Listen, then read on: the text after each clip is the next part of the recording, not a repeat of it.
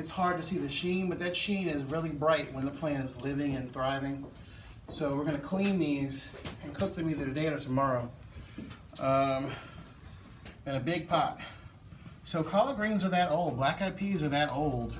A lot of the staples of Southern food are quite old, and the history is not in slavery, the history is in Africa. I just spent 2 weeks in Nigeria, and after spending earlier this year a week in Senegal, so I've been able to start to unravel where these foods fit in, how they're prepared in our motherland, how they operate, and how they change when they come across the ocean with the circumstances. Obviously, the climate's different. Right now, it's chilly here in Nigeria. It's 95 degrees at night. All that's right there. You know, every single stew is tomatoes, spices, peppers, onions. Every single one, bar none. Black-eyed peas are everywhere. Everybody eats black-eyed peas several times a day. And you look at that as an African American, and I knew this, but when you actually see it, not in a book, but when you actually go there and you see it everywhere, and then when I spoke to the people about it who had never left Nigeria, they could not believe. I said, wait a minute, y'all eat black-eyed peas, watermelon, okra, you barbecue all the time, and you fry chicken? You really are black. So that was great. But we got to see these things. We got to see them making cassava, which is a very involved process. You know, pounding the yam. We got to eat fried.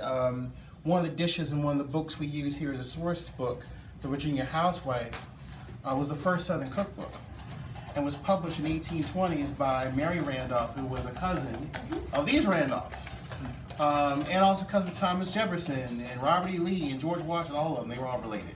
We ain't gonna go there today. It's a little too complicated. Oh, right. Barbecued fish, barbecued chicken, barbecued beef, barbecue everywhere. Every street in Nigeria has somebody barbecuing on it. And it's just like, all these things are just like, you know there's a connection, but once you see it, it hits you here and it hits you here. Because you know your forefathers and foremothers preserved something really special and gave it to you as a heritage. And it was wonderful to see. So today we're just going to do collard greens. Anybody who does collard greens knows this is a chore, just to get through these. So this is like probably going to bleed into tomorrow. There is a reason why you're eating what you're eating. There's a reason why it's salt and pepper and not salt and cinnamon. That sometimes has to do with availability, sometimes has to do with fashion, with taste, with class. That social caste system has a lot more effect on why we eat what we eat today than we might think. And politics.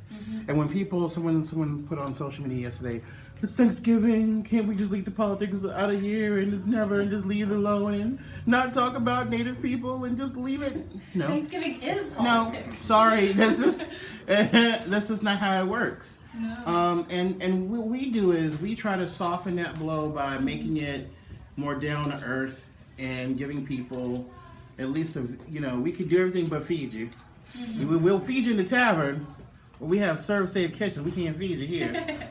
But we just try to give you, like you said earlier, it's smell, sight, sound, all of that. We can help you time travel without a time machine to try and shed light on these people and how they lived, how they adapted, how they made a way out of no way.